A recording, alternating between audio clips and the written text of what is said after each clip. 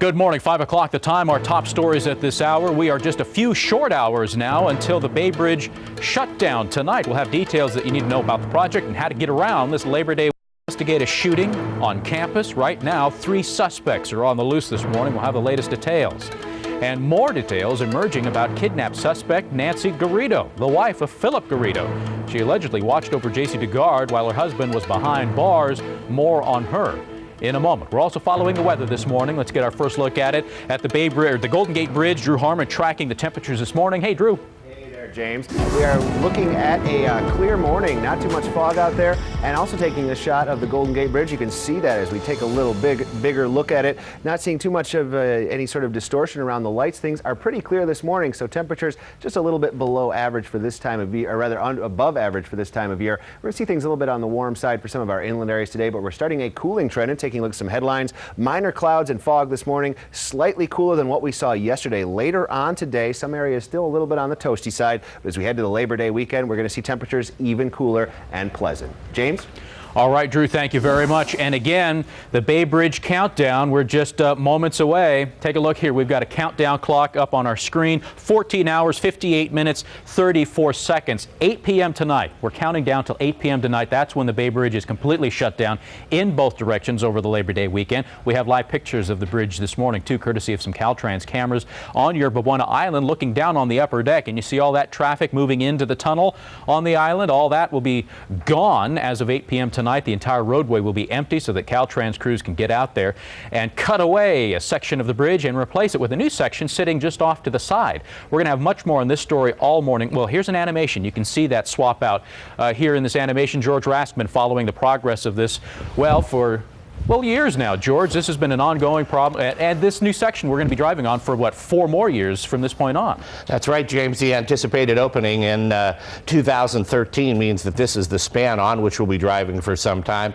Still a big question mark is the traffic impact with the reduced speeds in this section and what kind of effect that will have on the morning backups at the Bay Bridge Toll Plaza. If it slows traffic down as much as some minor changes that they've made, like putting a steel plate that only stuck up 1.5 inches. That managed to back up traffic all the way to Guam, it seemed. This could be a pretty serious problem for commuters that they'll have to contend with for some time. Right now, of course, it's an easy ride to the Bay Bridge Toll Plaza westbound. The Bay Bridge for the last few days has been a hot spot because late in the commute we've still had a backup. So far, of course, no problems at all. James? All right, George, thank you very much. And a reminder, if you need to know how to get around, go to our website at KRON4.com. We've set up an entire section there. It is your one-stop shop. You can learn all about the project and about how to get around this Labor Day weekend. All right, from here, let's go on to our other developing story this morning. Skyline College will remain closed today as police continue to investigate a shooting on the campus that injured an 18-year-old person yesterday. KRON 4's Jackie Sissel live out there in San Bruno with the latest, and we see already security on campus. Morning, Jackie.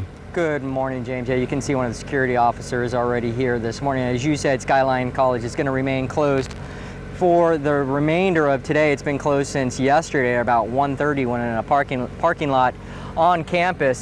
Some sort of argument ensued where at least some shots were fired. One person was shot. It caused a lockdown all day yesterday. They decided to go ahead and close the 10,000 student campus for another day, so it's going to remain closed until Friday. Now, the victim in this shooting is unidentified, and he was treated and released, which is good news. Right now, I can see some other public safety officers driving around the campus, and there are signs up to let folks know, but if you attend Skyline College, know that for the remainder of today, the campus is going to be closed. All right, Jackie, thank you very much. And we'll be visiting with you throughout the morning as well once daylight hits and we get a better idea of what and then we see, security patrolling the parking lot there. A lot of folks, again, all their personal belongings, their cars still left on campus because they locked it down. They won't be allowed back until tomorrow to get their things. So more on this story throughout the morning.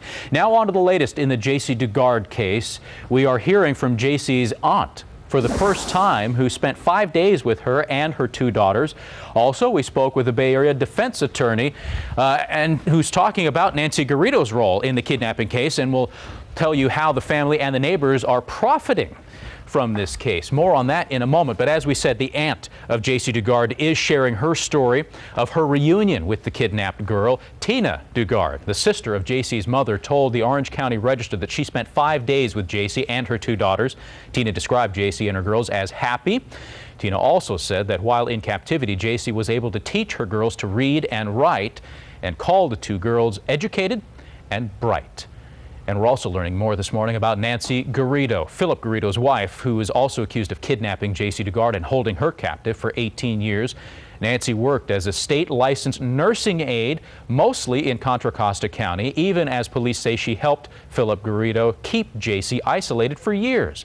KRON 4 talked with a Bay Area defense attorney familiar with detectives working on this case, and he says Nancy Garrido was actively involved in the crimes and had the opportunity to free J.C. Dugard, but never did. So Philip saw her and said, "That's the one I want, that cute one." That's what we understand. She's actually the one that grabbed her and pulled her into the car. He watched over J.C. She had a perfect opportunity to go to any law enforcement agency and tell them what had happened, but she chose not to do that. And again, Cardozo also talked about the nearly 20-year reunion between mother and daughter, saying it all happened at the hotel there in Concord. Dugard wanted privacy, and law enforcement wasn't in the room. It was just the 2 of them. Meanwhile, some California neighbors of Garrido and Garrido's father may be profiting from their connection with this high-profile kidnapping case. This case has sparked cash offers for interviews from some of the hundreds of journalists digging for information. The father of the accused kidnapper says he was given $2,000 from an overseas media agency for an interview and now will not give any more free interviews. Garrido's next-door neighbor also may have accepted some $2,000 for exclusive access to his backyard. More on that later on. And the disturbing tale of J.C. Dugard's 18 years in captivity and her amazing return home is making national, even international headlines. Tonight, in fact, Dr. Phil is featuring the story. Here's a quick preview. You've been inside this compound. I have looked into the compound. I haven't gone on the property, but I have gone over the fence and seen the tents. You can see inside the tents small beds, little crystals or crafts that girls had been hanging on the side of the tents, hairspray, lotion, that people had been living in there for quite some time. And we're seeing inside some of it here, which is just the most basic squalor that you can imagine. You said it made your stomach drop when you saw it. It did make my stomach drop. When I got over that fence and you could see the property and see the tents, and there's a lot of trash and debris all over the property, like you can see in the pictures there. This wasn't a clean facility that they were living in. There's just leaves and empty pipes and things scattered all over, rust and dirt. And you can see the Dr. Phil show in its entirety right here on KRON 4 at 8 o'clock tonight. And also more on with KRON 4's reporter Kate Thompson. You saw her there in that clip. She was on the Dr. Phil show. You can watch it all again 8 p.m. tonight right here on KRON 4. More on the J.C. Dugard case coming up in a bit. Right now, though, we do want to get to the weather department. Drew Harmon keeping an eye on the forecast for today and your Labor Day weekend. Good morning, Drew. Good morning, James. We're looking at temperatures all over the Bay Area today, and starting this morning, primarily in the low to mid 60s. Once again, heading towards the upper 80s for the inland spots. James? All right, Drew, thank you much. Good looking weekend. Don't forget, no Bay Bridge over this Labor Day weekend. We'll have more on that coming up in a minute. Also, the wildfires burning in Southern California. We'll have the latest on that as well. We've got live pictures here. News chopper above the mountains there in the Angeles National Forest showing us right now a shot of Los Angeles. It was showing us a shot of the fire earlier, and we'll get more of that in a minute. 28% containment, though. That is an upgrade from yesterday. The latest details straight ahead.